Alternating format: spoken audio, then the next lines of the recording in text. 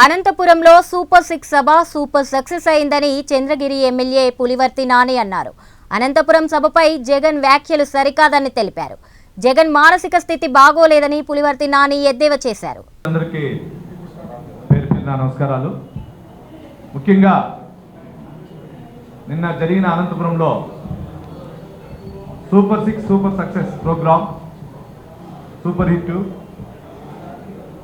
కనీవిని ఎరగని రీతిలో సుమారు 4 లక్షల నుంచి 5 లక్షల లోపల ప్రజానికం ఎక్కడికెక్కడంటే అక్కడ రోడ్లు బ్లాక్ అవటం, మేము కూడా రావాలంటే మీటింగ్ అయి బయట రావాలంటే సుమారు 4 గంటల పైన పట్టడం జరిగింది. దీన్ని ఎన్డీఏ కూటమి తరఫున ఒక విజయం. ఈ విజయాన్ని చూసి నిన్న మీటింగ్ జరగక ముందే వైఎస్ జగన్మోహన్ రెడ్డి గారు ఏ విధంగా ప్రెస్ మీట్ పెట్టారో మీరు చూశారు. ఆయన ఆ మీటింగ్ విజువల్స్ పెట్టకముందే గ్రౌండ్ విజువల్స్ చూసుకొని ప్రజానీకం వచ్చేది చూసుకుని ఆ ప్రెస్ మీట్ పెట్టిన విధానం చూస్తే ఒక మానసిక స్థితి కోల్పోయిన వ్యక్తి ఏ విధంగా మాట్లాడతాడో ఆ విధంగా మాట్లాడడం జరిగింది. మెడికల్ కాలేజీలు ఆయన ముఖ్యమంత్రిగా ఉన్నప్పుడు శాంక్షన్ చేసిన తర్వాత కట్టని దానికి పీపీపీ మోడల్లో మా పెద్దాయన చంద్రబాబు నాయుడు గారు కానీ, డిప్యూటీ సీఎం పవన్ కళ్యాణ్ గారు కానీ, నారా లోకేష్ బాబు గారు కానీ కలిసి ప్రతి చోట మెడికల్ కాలేజ్ వస్తే కింద ground level below poverty line వాళ్ళకి కూడా చాలా ఈజీగా ఉంటుందనే ఉద్దేశంతో చేయడం జరిగింది. కానీ నిన్న ఆయన మాట్లాడిన బెదిరింపు ధోరణి చూస్తే రాష్ట్రంలో ఎటువంటి పరిస్థితుల్లో డెవలప్మెంట్ జరగకూడదు, రాష్ట్ర ప్రజానీకం 3 రెట్లు బీహార్ విధంగా తయారవ్వాలని ఒక దృక్పథంతో జగన్మోహన్ రెడ్డి గారు ఆయన టీం ఉందని నిన్న మాట్లాడిన విధానంలో తెలుస్తా ఉంది. ఏ విధంగా బెదిరించారో మీరు చూశారు. అన్ని న్యూస్ ఛానల్స్ చూశారు, అన్ని యూట్యూబ్లో చూశారు, సోషల్ మీడియాలో చూశారు. మీరెవరైనా కట్టండి, టెండర్లో పాల్గొనండి, మేము వచ్చినాక లాక్కుంటాం, మేము వచ్చినాక దాన్ని నాశనం చేస్తాం అనే విధానం చెప్పింది. ఆయన మానసిక స్థితి ఏ విధంగా ఉందో మీరు అర్థం చేసుకోవచ్చు. అదేవిధంగా ఆయన కొన్ని మాటలు మాట్లాడాడు. చంద్రబాబు నాయుడు గారిని, పవన్ కళ్యాణ్ గారిని, అచ్చెన్నాయుడిని చెరువులో దూకమని, ఎరువుల కొరత. అయ్యా, ఎరువుల కొరత ఎందుకు వచ్చింది ఒకసారి ఆలోచించావా?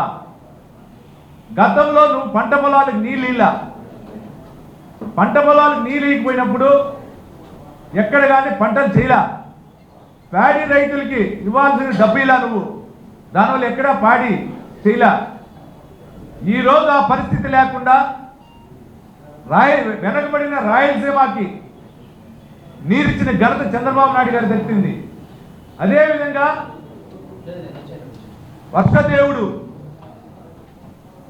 కరుణించి రాష్ట్రంలో ఈరోజు ఎక్కడ కానీ వాటర్ ప్రాబ్లం లేకుండా ఉన్న దానివల్ల చిన్నకారు రైతుల నుంచి పెద్ద రైతు వరకు కూడా పంట పొలాలు వేశారు. అంటే మీకు చూసుంటాం, మీరు చూడాలి లాస్ట్ టైం ప్యాడీ ఎంత వచ్చింది, ఎంత ప్యాడీ వచ్చిందని. అంటే మళ్ళీ రెండోసారి ఎంత వేస్తారో ఒకసారి ఆలోచించాలి. దానివల్ల అనుకున్న 3 రెట్లు యూరియా కొరత వస్తే దాన్ని ఇమీడియట్గా సెంట్రల్ మినిస్టర్ గారితో మాట్లాడి దాన్ని చేసి ప్రజలకు ఇచ్చే విధంగా స్థానికంగా ఉన్న సింగిల్ విండోల ద్వారా, స్థానికంగా ఉన్నటువంటి అధికారులు, అగ్రికల్చర్ అధికారుల ద్వారా కూడా ఇంజన్ చేసి చేస్తున్న ఘనత చంద్రబాబు నాయుడు దక్కింది. ఎక్కడ చేతులెత్తి కూర్చోలా. దానికి నువ్వు మాట్లాడిన విధానం చెరువులో దూకమన్నావు. అప్పుడైతే నువ్వు ఎన్ని చెరువులు దూకాలయ్యా? రాష్ట్రాన్ని 5 సంవత్సరాలు ఎన్ని స్కాములు చేశావు? ప్రజల్ని ఏ విధంగా దిగజారుతనాన్ని తీసుకుపోయావు? నువ్వు సముద్రంలో దూకాలి, చెరువులు కాదు. కానీ ఏ రోజు మా నాయకుడు ఆ మాటలు మాట్లాడాల? ఏ రోజు ప్రజల్ని నువ్వు బాధ పెట్టినా ఆ విధంగా మాటలు మాట్లాడాల? నువ్వు మాట్లాడిన విధానం నీకెవడు స్క్రిప్ట్ రాయిచ్చాడో, లేదా నీ మానసిక అదో, లేదా నిన్న సూపర్ 6 సూపర్ హిట్ సభని సక్సెస్ అవుతానని అనుకొని ముందుగానే ఏదో విధంగా డైవర్ట్ చేయాలని, ఏదో విధంగా రాష్ట్రాన్ని తిరిగి నాశనం చేయాలని దృక్పథంతో మాట్లాడింది ప్రజలు ఎవడు హర్షించరు. ఈసారి 11 సీట్లు వచ్చింది, నెక్స్ట్ 11 సీట్లు కూడా రాదు. మీకు గుర్తుపెట్టుకోండి జగన్మోహన్ రెడ్డి గారు. ఎందుకంటే రాష్ట్రం ఏ గవర్నమెంట్ ఉన్నా రాష్ట్రం అభివృద్ధి చెందితేనే, ప్రజలు అభివృద్ధి చెందితేనే అన్ని పార్టీలు బాగుంటాయి. అది లేకుండా లిక్కర్ స్కామో, హౌసింగ్ స్కామో,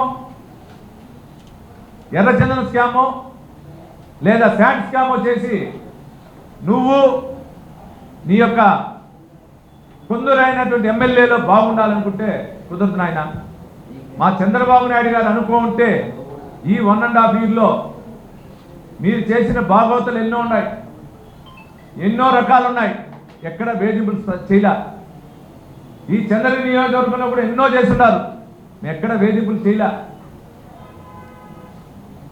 ఎక్కడ కానీ కక్ష సాధింపులే. కక్ష సాధింపు అనుకుంటే వేరే విధంగా ఉంటుంది.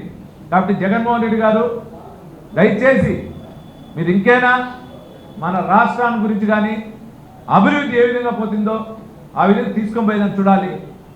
మీరు నిన్నన్నారు నేను కట్టలేదు అని. మీరు మెడికల్ కాలేజ్ శాంక్షన్ చేసి 4 సంవత్సరాల్లోనే కట్టలేని వాళ్ళు